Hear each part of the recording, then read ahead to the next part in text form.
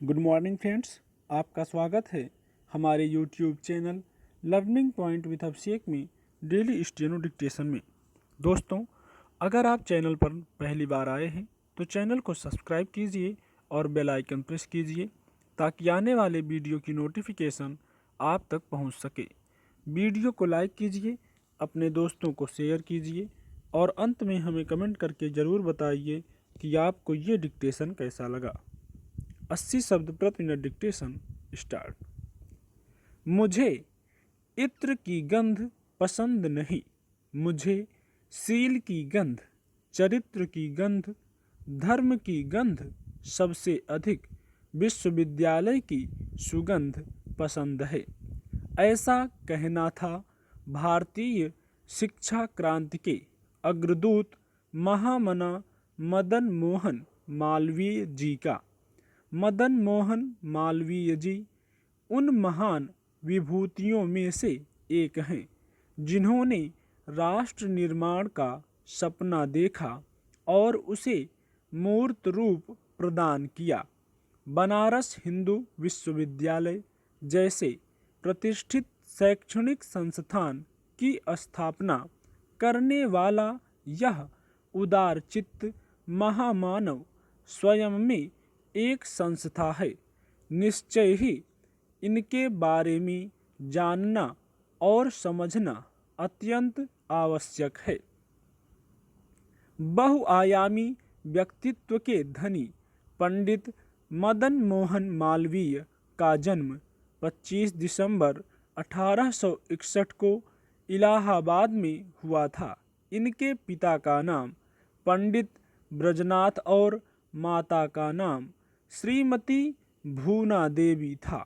मूल रूप से इनके पूर्वज मालवा प्रांत के निवासी थे, इसीलिए इन्हें मालवीय कहा जाता था।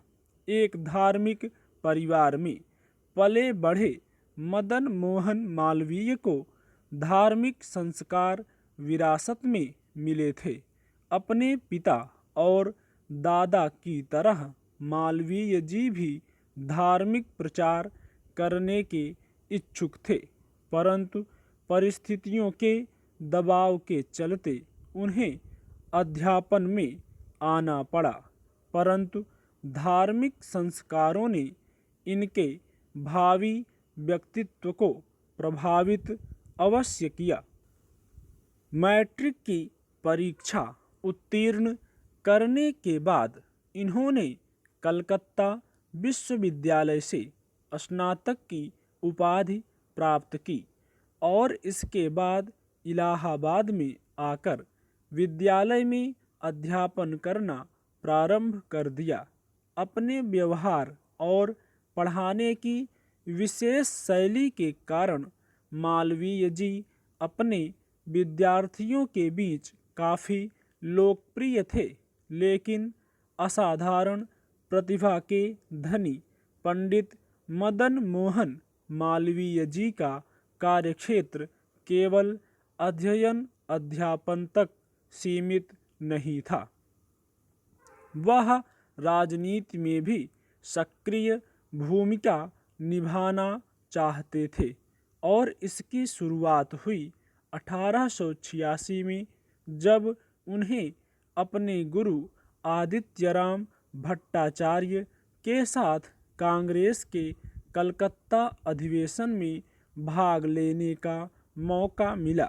बाद में उन्होंने कांग्रेस में अपनी एक खास जगह बना ली और स्वतंत्रता संग्राम में सक्रिय भूमिका निभाई।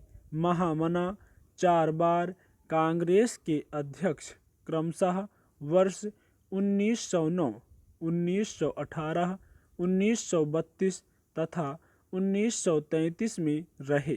मालवीय जी ने कांग्रेस के नरम दल और गरम दल के बीच एक जोड़ने वाली कड़ी के रूप में कार्य करते हुए राजनीतिक स्तर पर अत्यंत महत्वपूर्ण भूमिका अदा की और स्वतंत्रता संग्राम के पथ प्रदर्शक बने।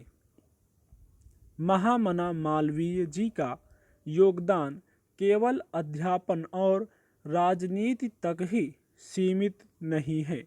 स्वभाव से शालीन, विनम्र, उदारचित्त और सादा जीवन व्यतीत करने वाले मालवीय जी की पहचान एक सफल शिक्षाविद, पत्रकार, संपादक, समाज सुधारक, वकील और एक कुशल वक्ता की भी है। 1886 में जब उन्होंने कांग्रेस अधिवेशन में भाषण दिया तो काला कांकर के राजा रामपाल सिंह उनसे बहुत प्रभावित हुए और उनसे हिंदुस्तान नामक साप्ताहिक समाचार पत्र का संपादक बनने का अनुरोध किया। स्टॉप।